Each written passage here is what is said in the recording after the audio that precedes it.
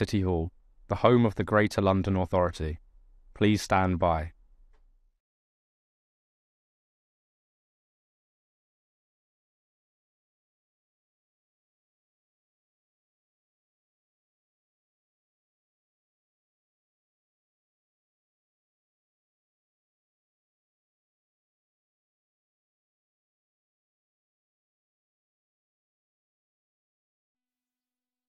This is the broadcast from City Hall, the home of the Greater London Authority. Please stand by.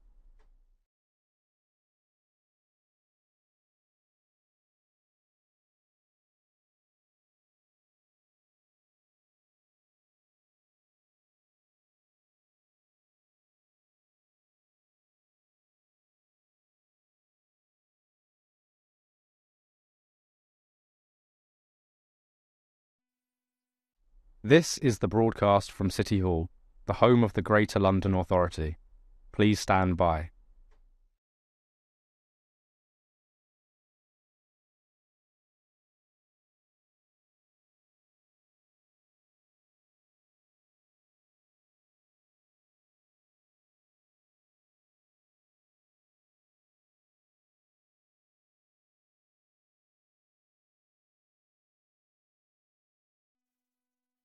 This is the broadcast from City Hall, the home of the Greater London Authority. Please stand by.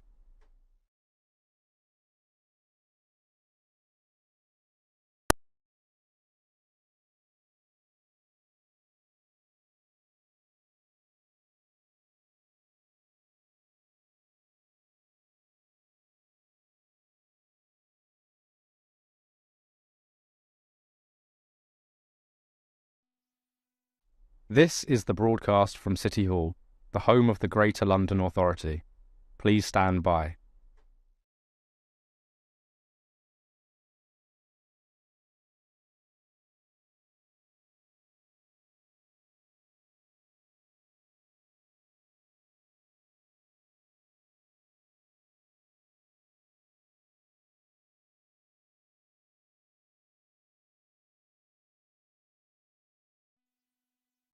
This is the broadcast from City Hall, the home of the Greater London Authority. Please stand by.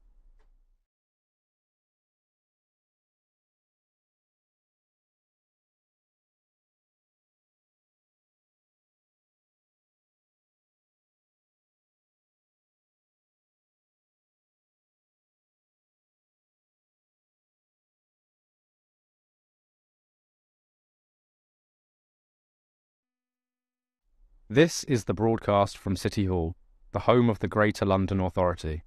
Please stand by.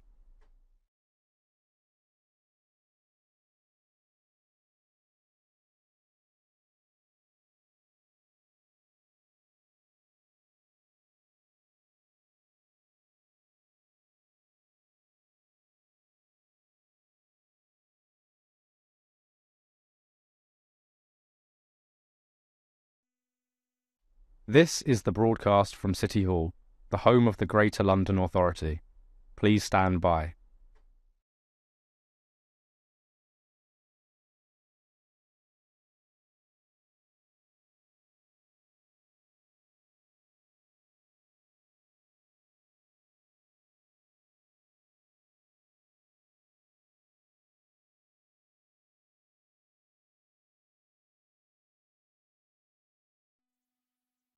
This is the broadcast from City Hall, the home of the Greater London Authority. Please stand by.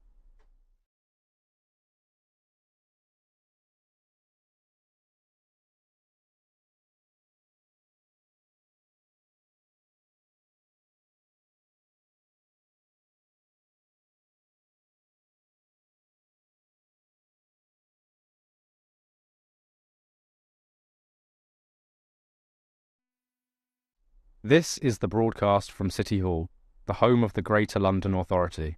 Please stand by.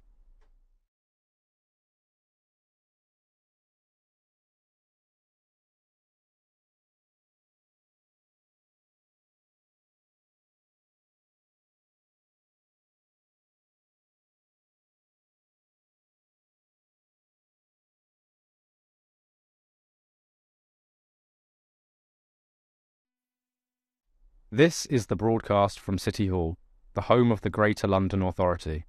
Please stand by.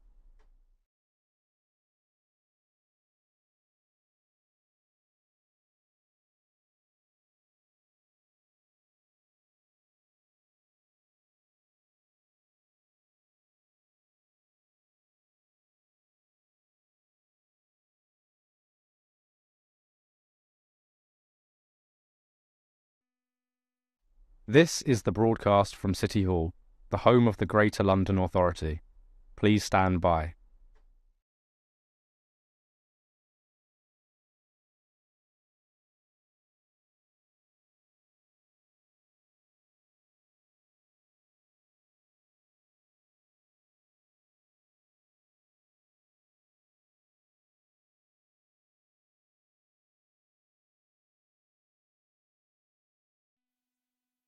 This is the broadcast from City Hall, the home of the Greater London Authority. Please stand by.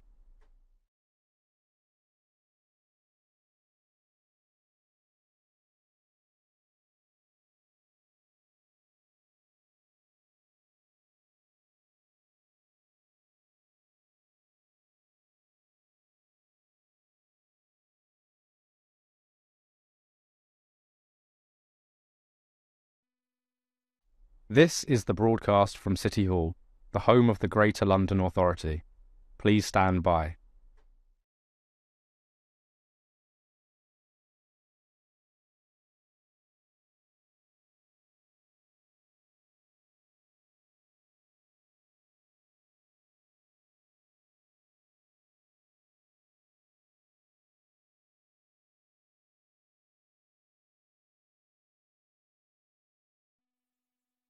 This is the broadcast from City Hall, the home of the Greater London Authority. Please stand by.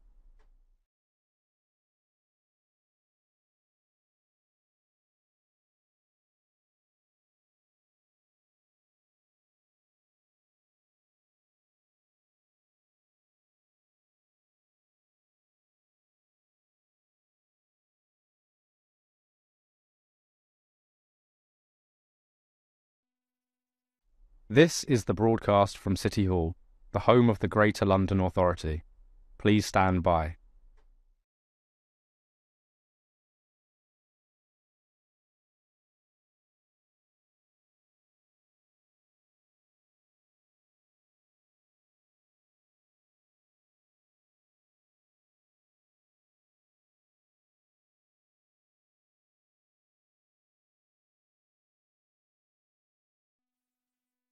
This is the broadcast from City Hall, the home of the Greater London Authority. Please stand by.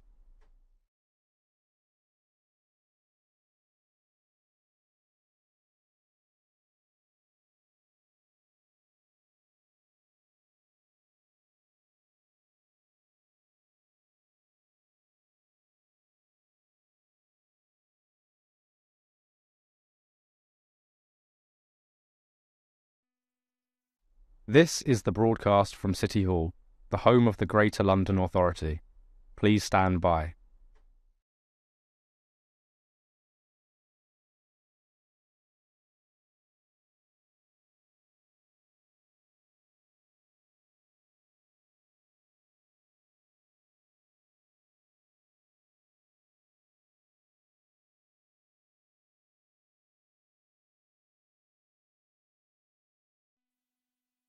This is the broadcast from City Hall, the home of the Greater London Authority. Please stand by.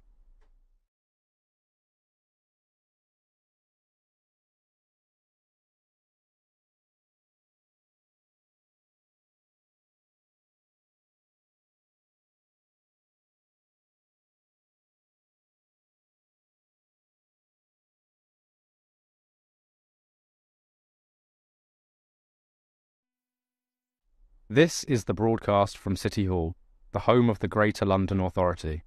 Please stand by.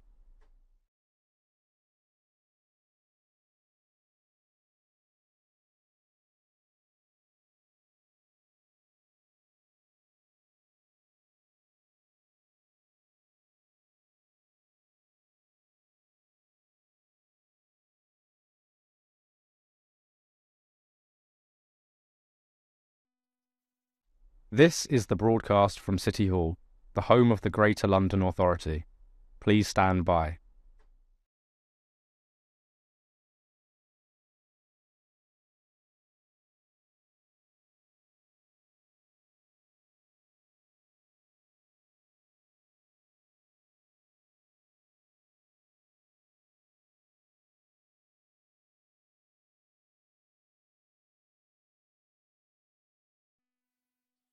This is the broadcast from City Hall, the home of the Greater London Authority.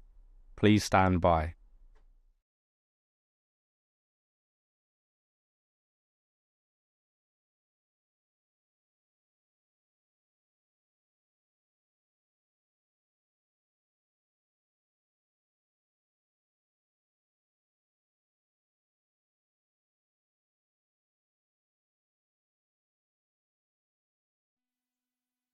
This is the broadcast from City Hall, the home of the Greater London Authority. Please stand by.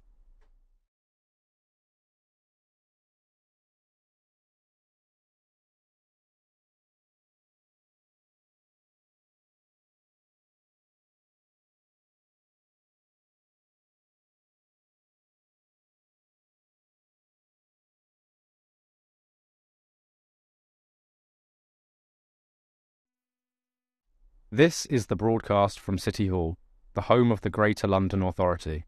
Please stand by.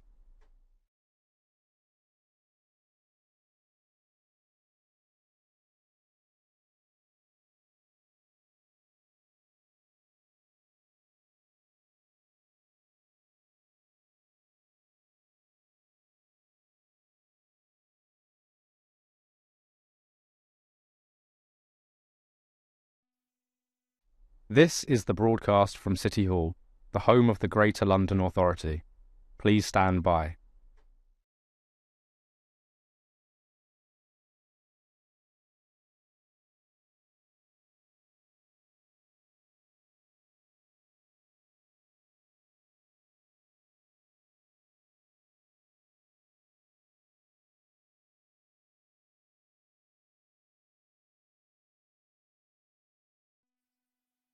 This is the broadcast from City Hall, the home of the Greater London Authority. Please stand by.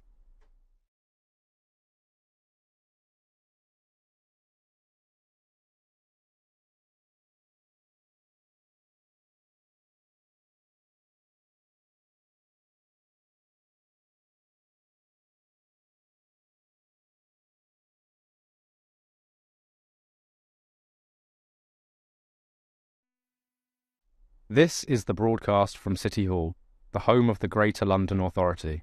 Please stand by.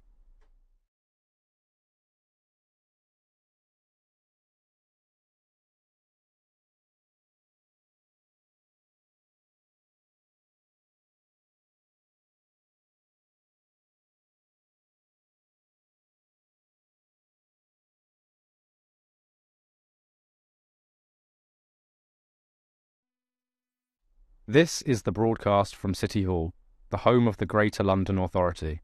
Please stand by.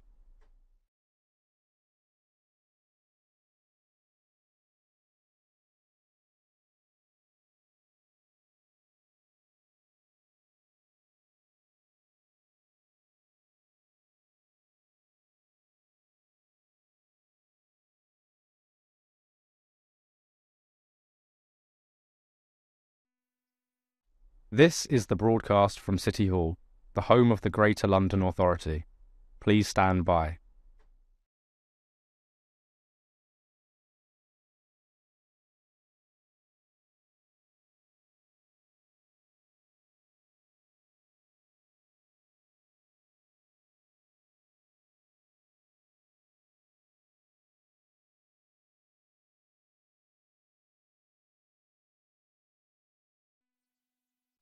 This is the broadcast from City Hall, the home of the Greater London Authority. Please stand by.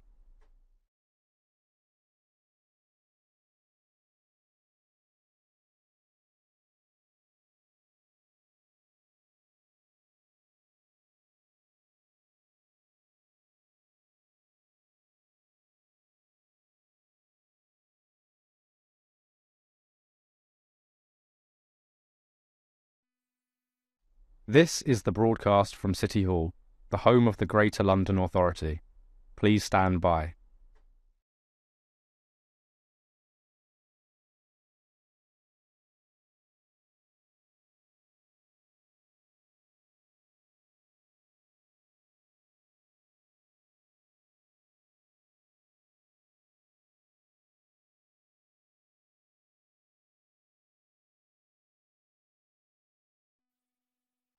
This is the broadcast from City Hall, the home of the Greater London Authority.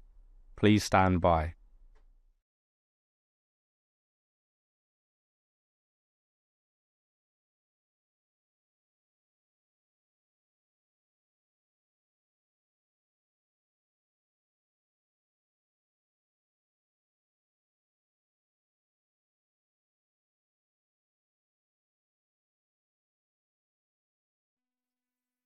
This is the broadcast from City Hall, the home of the Greater London Authority. Please stand by.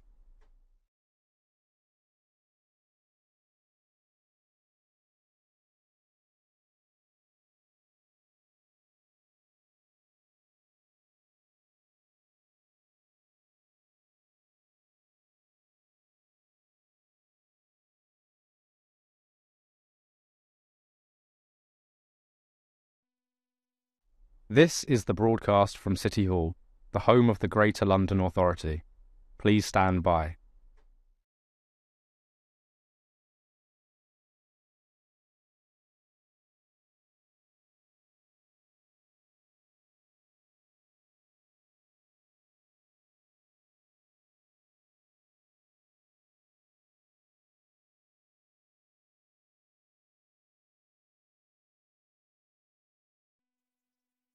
This is the broadcast from City Hall, the home of the Greater London Authority.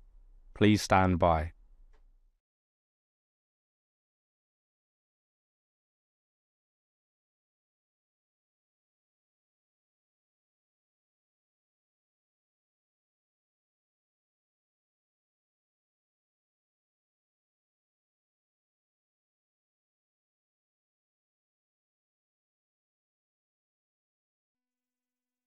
This is the broadcast from City Hall, the home of the Greater London Authority. Please stand by.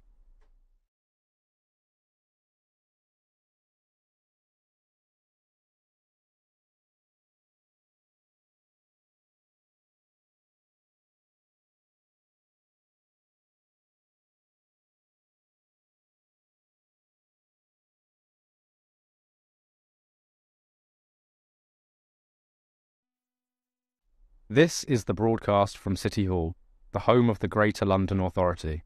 Please stand by.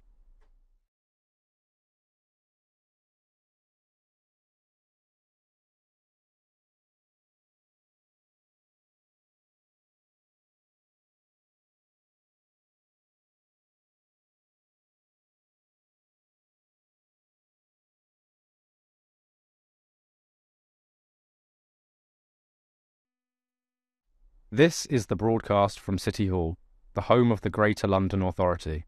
Please stand by.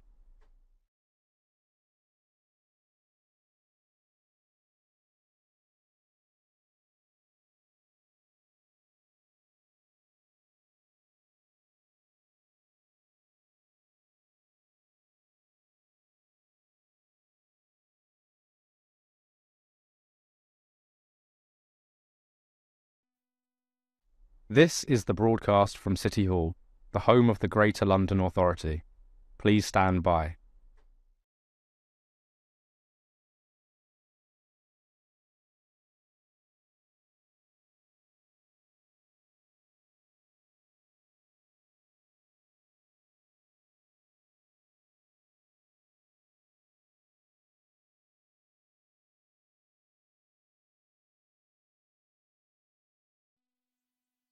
This is the broadcast from City Hall, the home of the Greater London Authority. Please stand by.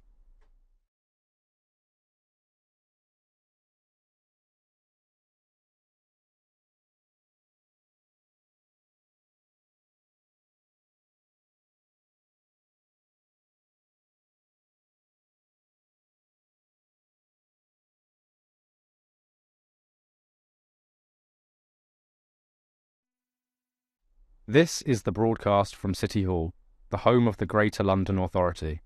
Please stand by.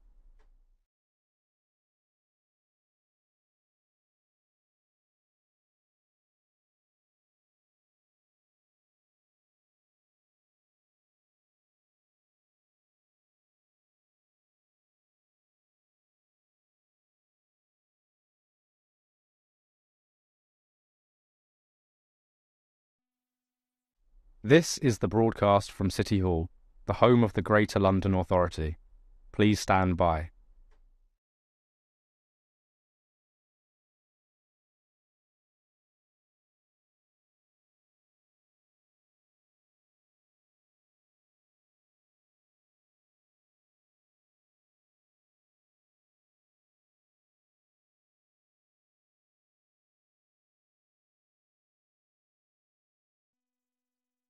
This is the broadcast from City Hall, the home of the Greater London Authority. Please stand by.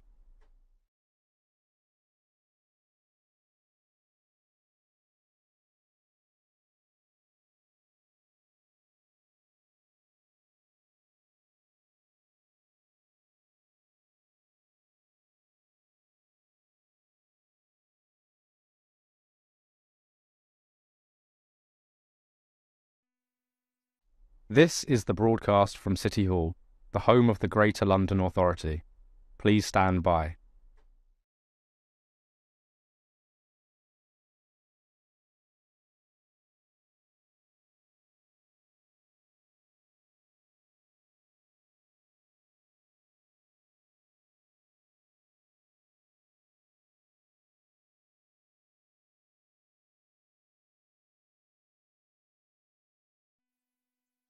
This is the broadcast from City Hall, the home of the Greater London Authority. Please stand by.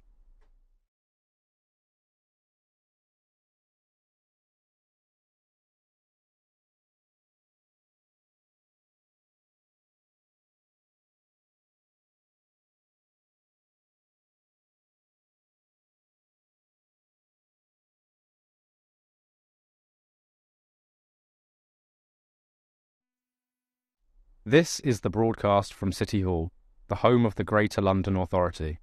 Please stand by.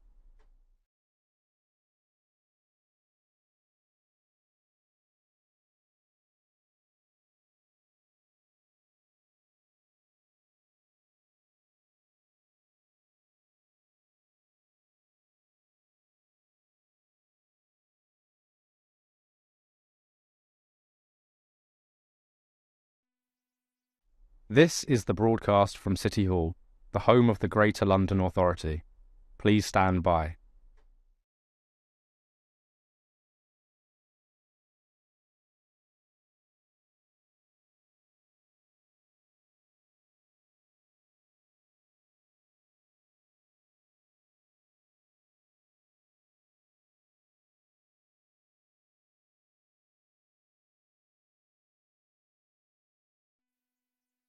This is the broadcast from City Hall, the home of the Greater London Authority. Please stand by.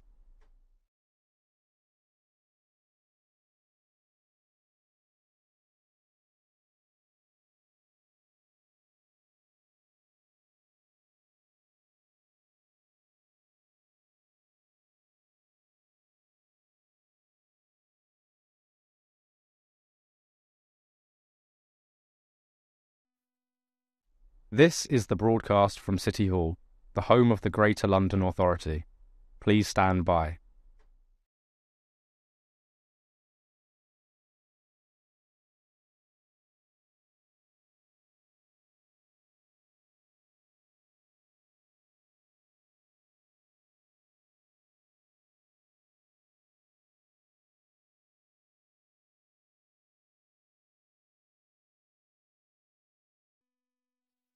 This is the broadcast from City Hall, the home of the Greater London Authority.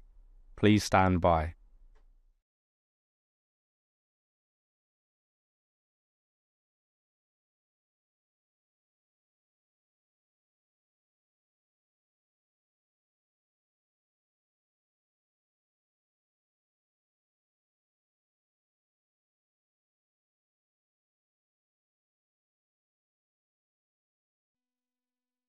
This is the broadcast from City Hall, the home of the Greater London Authority. Please stand by.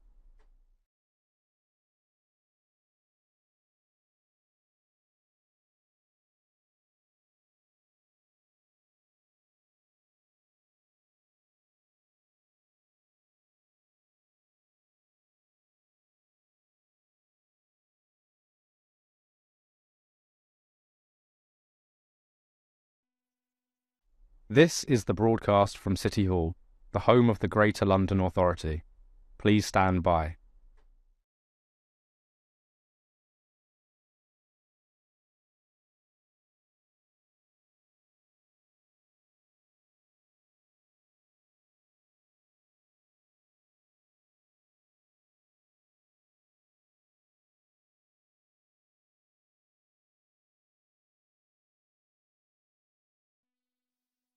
This is the broadcast from City Hall, the home of the Greater London Authority.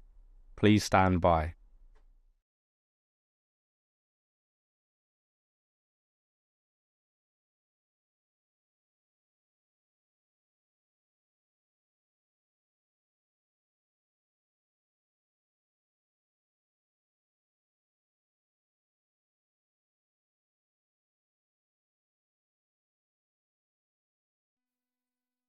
This is the broadcast from City Hall, the home of the Greater London Authority.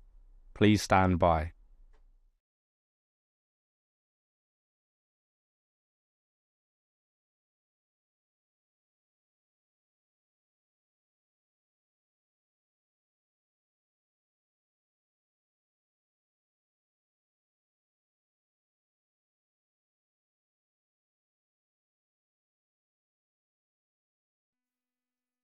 This is the broadcast from City Hall, the home of the Greater London Authority. Please stand by.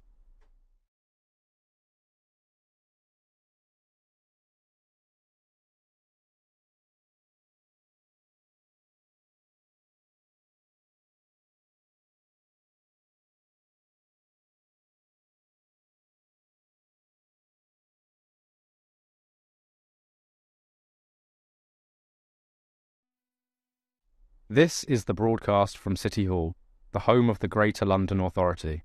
Please stand by.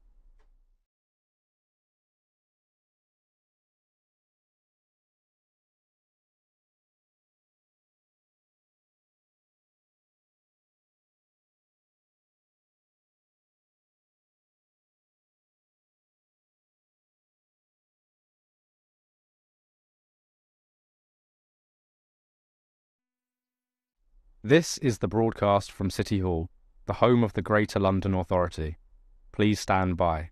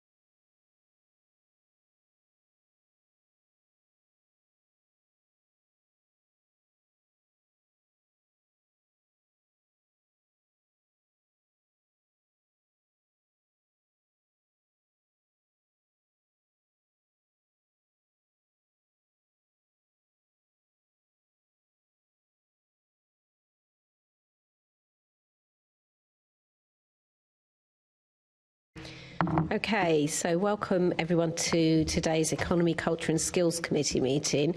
Thank you for joining us for this second part of our investigation into the experiences of care experienced people in London and their access to employment, education and training. Before we get started, I have a few housekeeping items to address.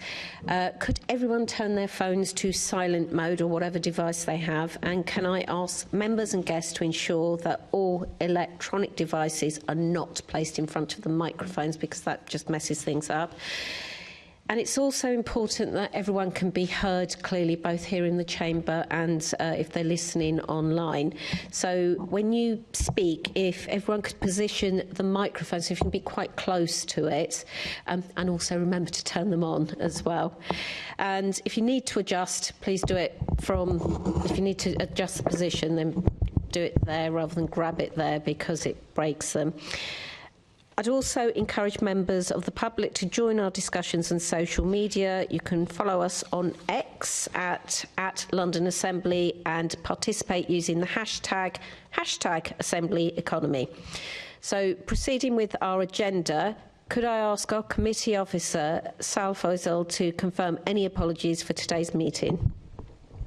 Thank you, Chair. Apologies have been received from Assembly Member Garrett, and in accordance with Standing Orders 2.4 and 8.2, with the permission of the Chair, Assembly Member Bukhari is joining the meeting remotely as a non-voting observer. Okay, and Assembly, oh yes, sorry, I can see Assembly Member Bukhari on the screen. Okay, so could declarations of interest, can I ask the committee to note the can I ask the committee to note the recommendation set out at item 2 and ask if members have any other interest to declare? Thank you.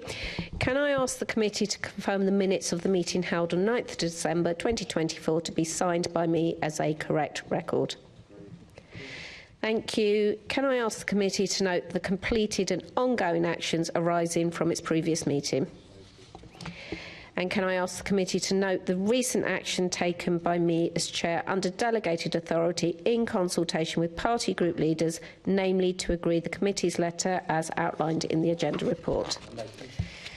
So now we'll move on to our main item of business, which is a discussion with our invited guests on the committee's investigation into care experienced people's access to employment, education and training.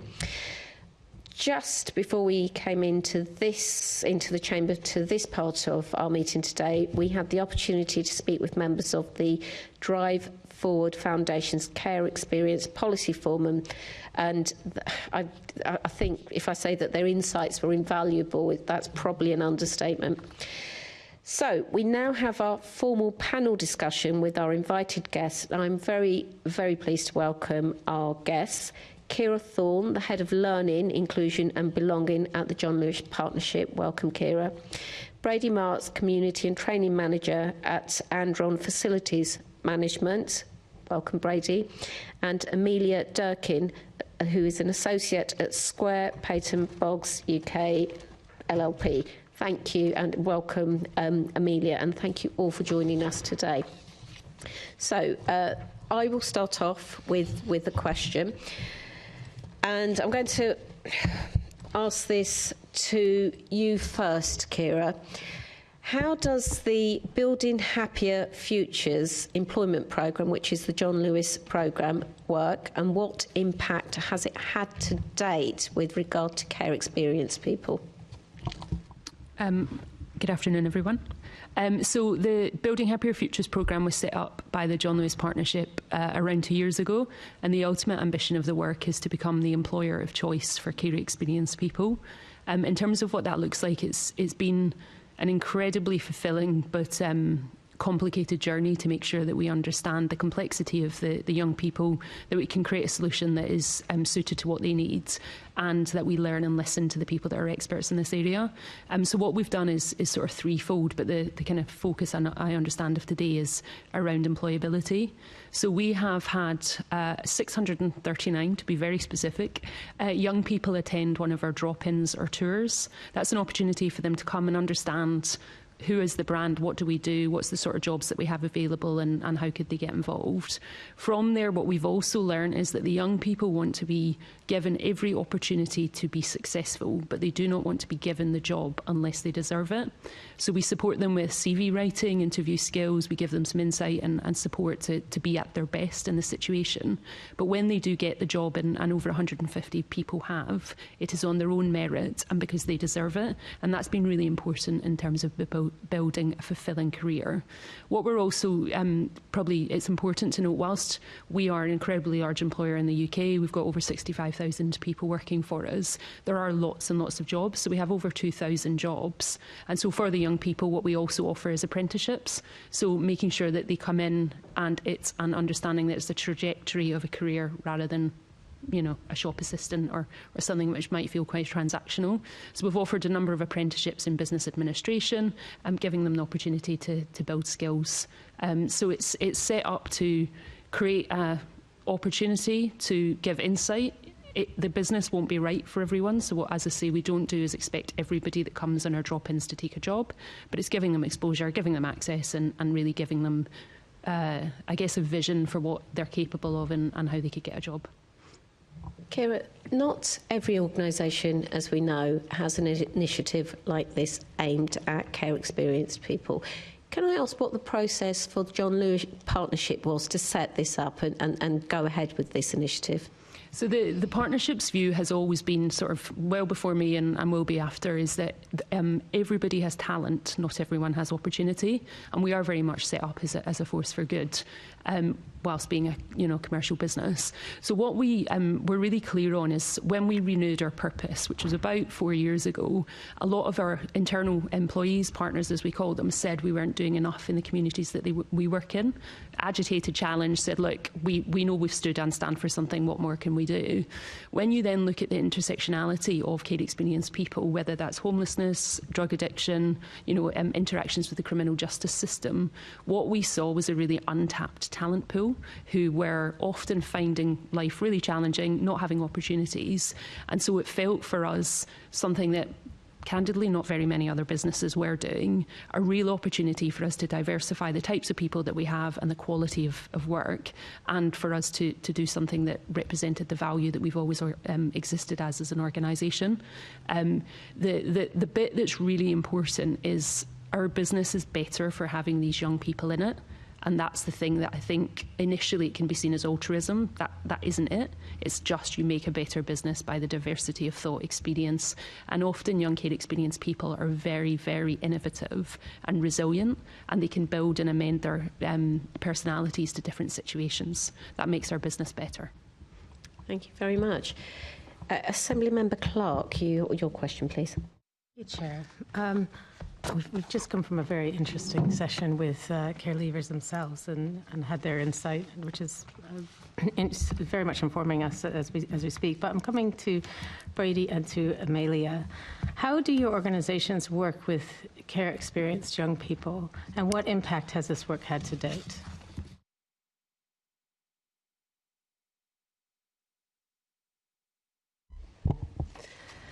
Good afternoon. Thank you for that question. So in relation to Andron, we prioritise our inclusive futures focus. And what that means is giving those that are at a considerable disadvantage when it comes to employment the opportunity to be in the room. Very, very similarly to what Ciara said. It's not a lack of gift, skill, vision, drive. It's just often the opportunity. And so we ensure, by partnering with social enterprises and charity organisations like Drive Forward, that these young people are given the opportunity, and we let their skill, their experience speak for itself once they're in the room, in order to support these young people once they are in the room and have successful interviews, which many of them do. We ensure that there's a really strong wraparound support element, meaning that we form the relationships with the charity organisation, but also make sure that we're in touch with their career specialists, so that should any issues arise when they are employed, even though they will have that one-to-one relationship with their line manager, it can't be ignored that they are more comfortable speaking with their career specialist. There's a relationship and a bond there. And so we ensure that they are supported from both ends, and that won't get in the way of or hinder their progression within their role. So it's important that it's a relationship as opposed to just a transaction. We find that that's been transformative. That bit around the wraparound seems to be really reflective of the conversation we just had, so it's good to hear that. And Amelia, is there anything? Good afternoon, thank you. So at Squire Patton Boggs, we have a formal charity partnership with the Drive Forward Foundation, and at Squires we're very passionate about not just raising money for charity, but also tapping into our social mobility pillar. So the opportunity that arose with Drive Forward to partner with them was perfect, because it meant we could not just fulfil our charity passions, but we could also do more and be active in terms of how we supported Drive Forward. So, for example, in the past, Drive Forward have come to Squires and asked if we can host insight days and workshops for aspiring solicitors. And I myself was one of those Drive Forward young people when I was 19 who wanted to be an aspiring lawyer, and without Drive Forward's input, I don't think I would be sat here today being able to do this.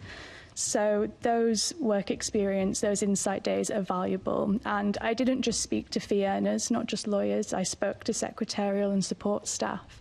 And it's about tapping into the wider business and what we did. And in more recent times, now our formal partnership is in place with Drive Forward. We have not just fundraised, so Drive Forward can continue to provide the services they provide, but we have also introduced mentoring, so partnering up some of our fee earners with care experienced young people, not necessarily people who want to be lawyers, but people who need support with CV building, interview skills, etc. It's really helpful, thank you. I'll hand back to you, Chair, because there's some further questions. Thank you. Assembly Member Georgiou. Thank you, Chair, and good afternoon all. So this question is open to all of you to answer, but please, because we're short on time, if someone's already covered it, please don't repeat the points. So in your experience, how do care experienced young people differ from their non-care experienced peers in terms of support they require? So I don't know which one of you wants to take the lead first. I'm happy to kick off with that one. Something that has really become more obvious in recent times is being introduced into a professional environment can be daunting for anyone. It can be especially daunting for a care experienced person who may not have family or friends in professional environments, such as in law firms, in banks, or any work environment that they've had access to. And one thing that I talk about a lot at Squires is being able to gradually introduce care experienced young people into the workplace. It would mean that going to an interview, attending an assessment centre would be a lot less daunting, because environments themselves can really throw us all off, and just understanding the type of people you're around, you know, the different things that are happening in the workplace, how big the buildings are. It's very basic things that many of us may not think about, but actually for care experienced young people, that is something that they would value if they had that exposure over a period of time. I think the other thing you cannot underestimate, and I know the Greater London Authority have done some stuff around bus travel. It is really difficult, and location is really important in terms of asking young care experienced people to travel any sort of distance for an interview. So it's making sure that you've considered both the sort of practical elements of how they get there. I think the points around confidence, you know, what do you wear? What do people look like? What's the setup of the room? How many people will be in the room? That's really important for lots of people, but many can ask their mums or dads or sort of traditional family dynamics. So making it as easy and explicit as possible before they turn up. The other bit that we found as an employer is engage lived experience. So it's very easy to assume what young people need, hearing from them directly. And we have an advisory board within the partnership, which is made up of experts from care experience backgrounds. But every time we do it, we learn a bit more, and then we change it and we do it again. So it's their needs are different, but it's making sure that you're dynamic enough to be able to respond to them. Just in addition to what's already been said, it should not be underestimated the effect and the impact that having a mentor can have for these care experienced young people. It's all well saying that they will learn on the job. However, it would be less daunting if they had someone go before them that had the experience in the corporate setting and fully understood what their aims and ambitions were within their role so they could perform to the best of their ability. So that corporate mentor, again, adding to that wraparound support can be amazing. And just on this point, Brady, on the corporate mentor thing, so our session earlier, clearly what came across is that people leaving care do not want to be patronised and leaving the workforce.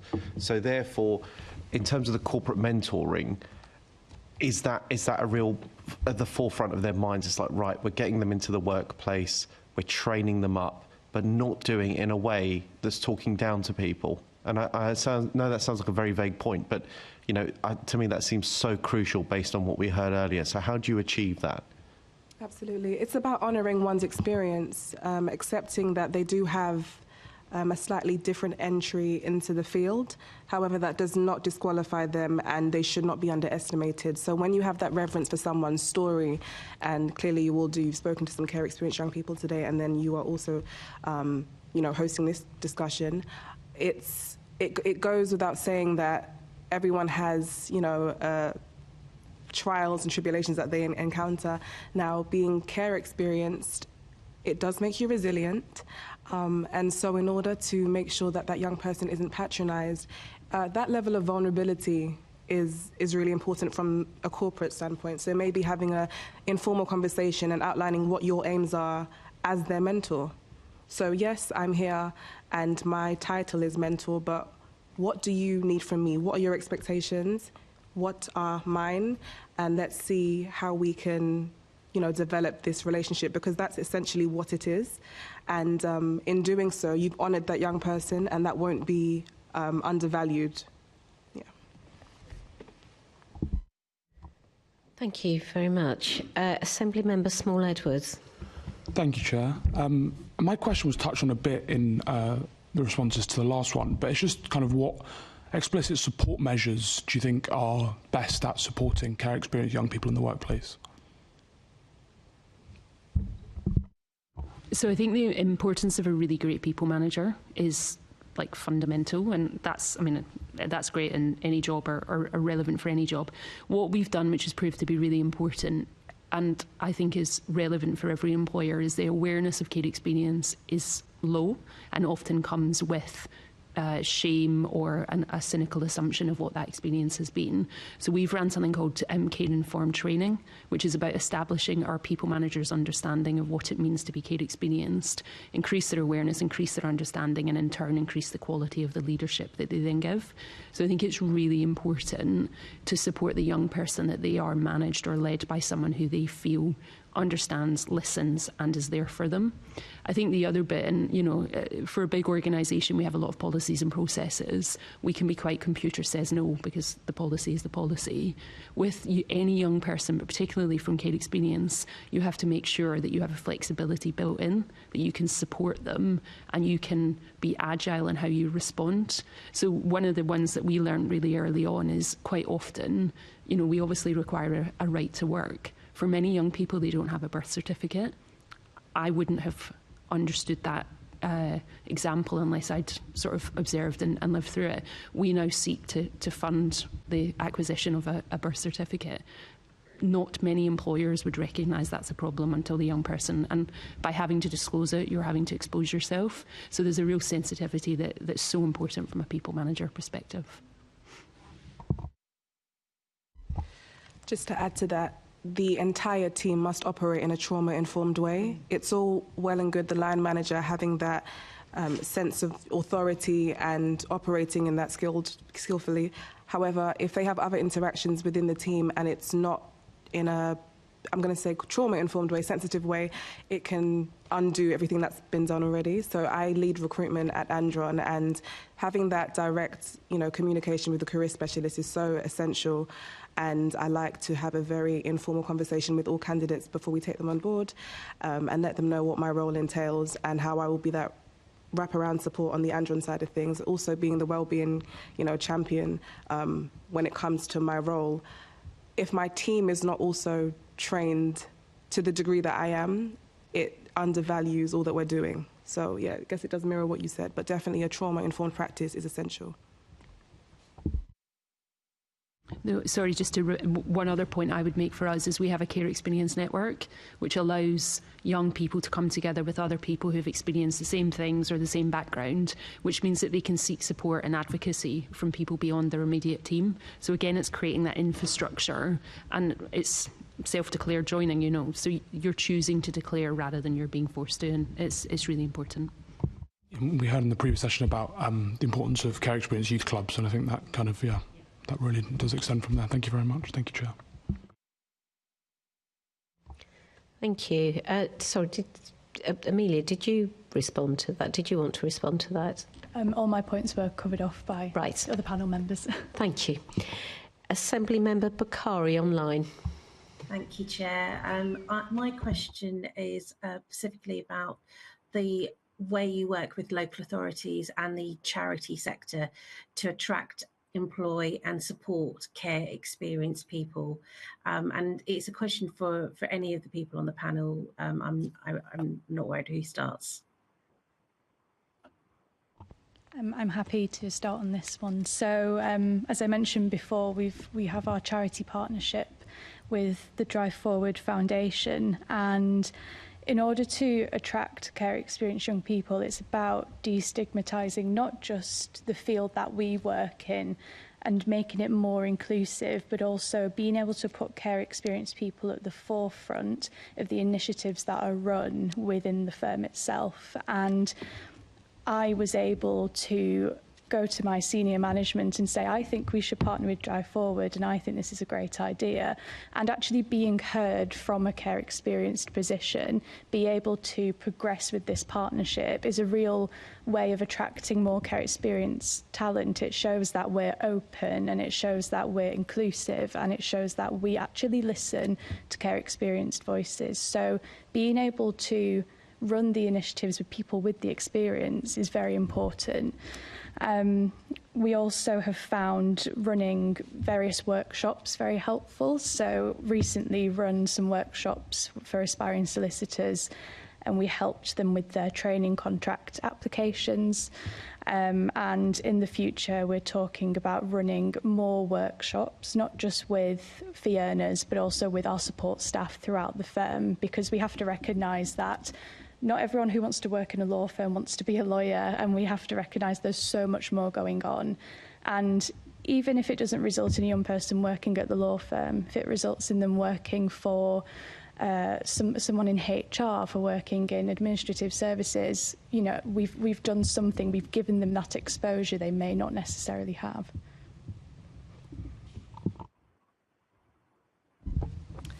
Similarly, I don't want to mirror what you just said, but I do think it's important to give the organisations, some of the local authorities that you're liaising with, and the young people within their care, the opportunity to see the industry outside of the job role. I'll explain. Amelia mentioned Insight Days earlier. At Andron, we do prioritise giving these young people the opportunity to come in and just experience a day in the life. It may seem simple to you or I, however, it isn't their usual, and they can experience a sense of imposter syndrome when allocated roles and they are in an environment that they're not used to. And so Insight Days give them the opportunity to see the impact of all the roles within that industry, to see what the field truly entails, and it builds, again, a rapport, a relationship outside of employment. And so for the betterment of recruiting and ensuring that these care experienced young people have the opportunity, let's build a relationship beforehand so it's less daunting for everyone going forward. Very similar. We are nationwide, so we work with local authorities, virtual schools and charities where the gap needs to be filled across the UK. And what we found is that by helping those organisations understand the programme that we run, they're best suited to set the young people up for success. So we've had some great relationships across the UK with different local authorities. Thank you. One of the things that we've been picking up on when it comes to local authorities and this particular issue with people who have been under the care, who are care experienced, there's been this this phrase postcode lottery that goes across London, and there's differing approaches between local authorities. In what ways have you been working with authorities? Have you been receiving referrals? Which way does it work? Do you go to them? Do they come to you? And how are you working together in terms of making sure that there is across the board standard approach within the way you work with local authorities? Do you attend, for example, recruitment events with local authorities? I'm happy for John, if you want to talk from John Lewis' perspective first, then go across. Yeah, of course. So we have worked individually with local authorities and then collectively worked with the GLA. So I think we've, depending on location, we've worked with what works best and sort of best suited for that diversity of experience and kind of what we need as a business locationally.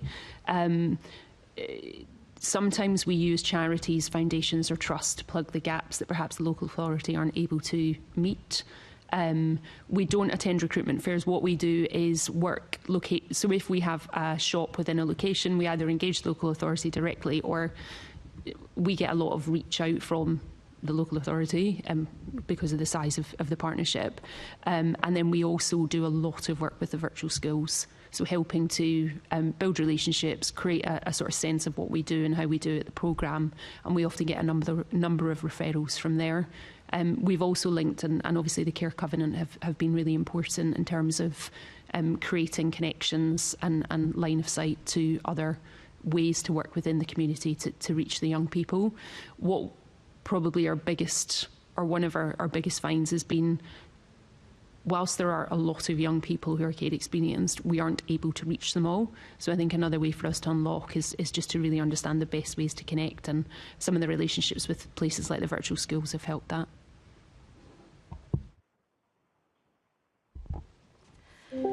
At Andron, we frequently attend careers fairs across multiple boroughs, and we host workshops and lunch and learns, any opportunity there is to add value on both sides. So we get to meet these, amazing job seekers, these young people, and in turn we get to, hear their stories, and that influences our practice and makes it stronger and better in every way. Essentially, it's imperative that we constantly, keep that line of communication open, so frequent recruitment calls every quarter to check in and see what our vacancies currently are and what applicants are available. And to answer your second question, it's all about training, because without that, again, it undoes all the amazing work that we do. So frequent team calls, training, and just ensuring we're all on the same page and have a trauma-informed practice. Thank you very much. Over to you, Chair. Thank you. Assemblymember Georgiou. Thank you, Chair. Starting with Kira, what advice would you give to other employers looking to introduce similar programmes for care experienced people? My biggest piece of advice is to do it. It's hard. It requires really deep thought and infrastructure and a practical way of supporting these young people, but it's really worth it when you do it. We measure our engagement scores through a survey, and we know that those partners who work with young care experienced people in shops are more connected to our mission. They're more connected to the purpose of the partnership. So we benefit, businesses will benefit. So my biggest encouragement is to do it, but to do it properly. I think what I would never want is it to be done tokenistically. So it's about really understanding the complexity, building the infrastructure, setting the wraparound care, and then really supporting those young people to thrive. But I would hate for anyone to be afraid of the hard work, because it's really worth it in the end. Brady or Amelia, is there anything you wanted to add on that? I would say, and it's come up before, but the training piece is very important. It's absolutely fundamental to understand what care experience people may have gone through and why they may behave in a certain way in the workplace. But also getting feedback. If you are running initiatives, if you're planning on running initiatives, be able to be receptive to feedback from care experienced young people and also from any charities that you may work with, because you may have an amazing idea but actually it didn't add any value because a young person may have thought that's pointless for what I want to do. So yeah, being receptive to feedback, being open for feedback, being proactive about it as well. The last thing that I would just like to add to that, I like what you said about doing it and doing it well. So essentially, I would say mirror what Andron has done in the creation of my role. So I am the community and training manager at Andron. I'm also care experienced. I've been in the system from the age of 3, and I was introduced to Drive Forward at the age of 17. Drive Forward signposted the Andron managerial position to me, and obviously my merit and qualifications experience got me through the interview, but to get me in the door, that was Drive Forward. And so it shouldn't be, underestimated the power of those connections and signposting. And what I would say is if you create a role that is about social sustainability and you give that young person the opportunity to form connections, to encourage a positive work ethic and morale across the company, and then challenge them to build relationships both internally and externally, the opportunities are endless. And not only is it value added for the company itself, but the young person would be able to get a sense of pride in what they've accomplished, the connections that they've strengthened, and the other young people that get to walk through the doors. This young person, or whoever these young people would be, they get a sense of empowerment to add value in a way that they wouldn't have had the opportunity to. So yeah, creating a role that leads the social sustainability front can be transformative. Thank you. And Kira, just very briefly, you're speaking my language. This isn't about making you feel warm and fuzzy inside. You shouldn't be tokenistic. Yes, there is social value. I think everybody recognises that and applauds it. But how do you have stated very clearly this is a financially beneficial thing for the partnership, which is you are a business, that's your job, to make profits. So therefore, how do you judge, what are the metrics to say this has worked because we've done it this way? How do you judge it? I appreciate you can't give anything commercially sensitive, but in order for us to go away in our report and say, actually, businesses in London, you should be doing this for X, Y, and Z reason, how do you judge it?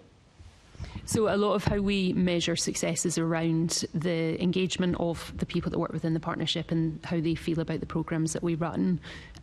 We also look at the impact on our customer service scores and sort of, again, we're partners and we're connected to the mission. They deliver greater levels of service. The other bit that we've launched is a product called Made by Care.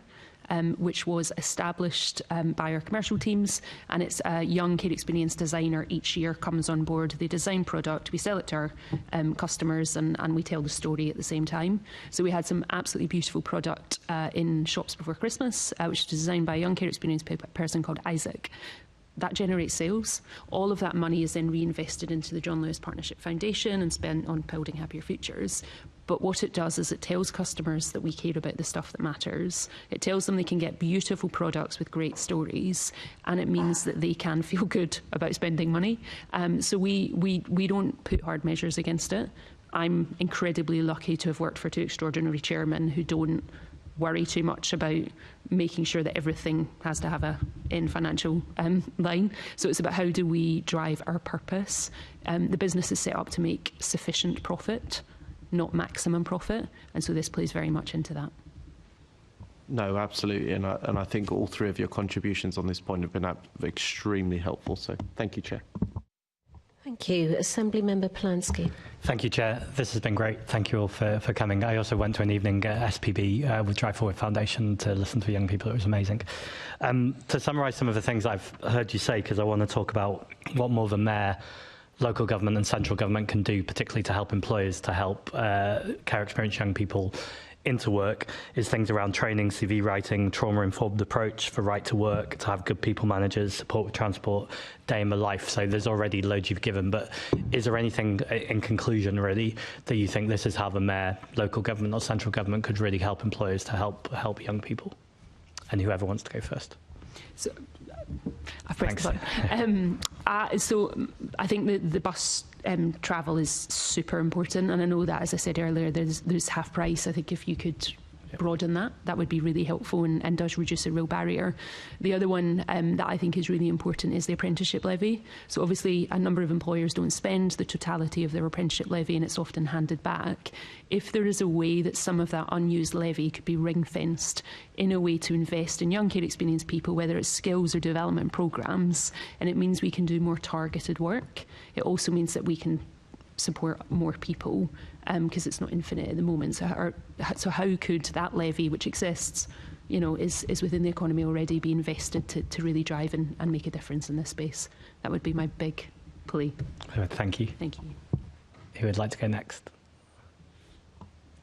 So we talk about social mobility a lot, and many businesses talk about social mobility. But one thing I've often found is that social mobility may not often include care experienced young people. And I think rethinking what social mobility is, and actually having not a direct focus, not a full focus, but at least some focus on that care experienced young people are a socially mobile group of young people. And I often feel that when we see, things online, on LinkedIn, social mobility often doesn't give credit to these young people in the way it should do. So I would say reimagining, rethinking social mobility initiatives across the board is something that I would put forward. Thank you very much. Brady. Without mirroring what's already been said, the biggest form of, government advocacy for young people that are care experienced would be funding training for organisations that support these young people. And outside of that, just listen to their stories, because, as much as stats and figures do amazing work to those that, hold the keys, it is imperative that these voices are heard, because these stories, the disparity between those that are supported and those that aren't can be seen drastically when you hear people's stories. And so essentially creating room for their voices to be heard at any opportunity, that holds a lot of weight. Perfect. And just my final question to you all is, so the Mayor's involved with the Pan-London Leavers Compact. Is there anything more you think he could be doing in terms of communicating some of these issues, or doing more for care leavers in terms of linking them up with employers? So personal perspective is that any time care experienced people are often represented in the media, it's negatively. Right. I think any voice in power telling the opportunity and the potential is hugely impactful. The John Lewis Partnership did an advert a couple of years ago which brought sort of public consciousness around fostering. That had an incredible impact in terms of perception. So powerful people saying nice things and rooted in reality and hope and optimism is so much more powerful than sad stories. And the bit that I would never want anyone to lose sight of is, and these two prove it more than anything, this is really talented people who make your business better. Talk about them in that way. That will make a big difference. Thank you. And anything to add? No, thank you very much. Thank you, Chair. Thank you. We've come to the end of this never happens as quickly as this. We've come to the end of our formal questioning. But before everyone starts packing up, I've got a question to ask you. So all your respective organisations have recognised the value of care experienced young people in their organisations. So if we had a situation where, transport issues were, resolved, the apprenticeship levy was resolved, if you all had some things that you would like to add to a blueprint for employers to take forward to enable care experienced young people to join their organisations, what would you just give me 3 things that each of you would want in that blueprint? So I am putting you on the spot. Brady, you haven't answered a question first yet, so I'm going to ask you. We'll start with you. No pressure. Something, and this could be underestimated, community-based I'm going to say advocacy. When I say that, I mean essentially an opportunity to give back. So yes, you've hired this care experienced young person and your organisation is thriving because of it, and they have a sense of, value instilled. Give them the opportunity to give back from within their role. It may go without saying, but a lot of people don't have the opportunity to, excel, to elevate, and then turn around and lift up other people. Society doesn't promote that. However, it can instill the greatest sense of pride. So just creating opportunities for that to happen. And again, that will increase the opportunities for other people that will flood to your organisation. So that's one of the things I would add, just off the bat. Thank you. Amelia? I would have to say the one thing that would go in the blueprint for me would be the mentoring piece. I would say that it can be difficult for many of us to form trusting relationships. It can be often harder for care experienced people to form trusting relationships. And having that one designated person to go to if you've had a bad day at work and say, I've had a really bad day and I'm worried about how I'm performing, I'm worried about how I'm coming across, and someone to just calm your nerves, give you reassurance, confidentially and non-judgmentally, that feels like a real privilege in a workplace to have that. And I would say that mentoring piece would be absolutely fundamental. Thank you. Kira? Yeah, just a couple of builds, I think. So one that's really important is best practice. So what have other organisations done and how have they done it well? And in turn, what's the infrastructure required to enable it to be successful? And there'll be different levels of scale that are within that. The other bit is personalised wellbeing support is really important. So exactly to the point around having someone you can speak to confidentially and get the right help. No business should enter into this if they cannot provide that, and whichever way that it looks, whether it's mentoring or not. And then the other bit, I think, is the benefits to the organisation. So how does this serve you in pursuit of your purpose, your vision, your strategy? I think it's painting the opportunity rather than the problem. So I think from a blueprint, the Care Leavers Covenant created a toolkit for employers which we fed into. It's really important at demystifying the challenges, but it's also really important that businesses don't enter into this without really understanding the responsibility. Thank you. That's a really good point to end on. And I'm sorry to put you on the spot, but whilst we've got you here and you're doing the work, it is really important to ask you how other organisations can proceed as well. So we've now reached the end of this session, and I'd like to take a moment to express the committee's sincere gratitude to all of our guests for coming and sharing your experiences and your insights. Thank you for your participation and the answers that you've provided to our questions. Can I ask the committee to note the report and the discussion? Can we also delegate authority to me as chair in consultation with party group lead members to agree any output arising from the discussion? Can I ask the committee to note the work programme? And the next meeting of the committee will be on the 10th of February at 2 o'clock here in the chamber at City Hall. Thank you very much.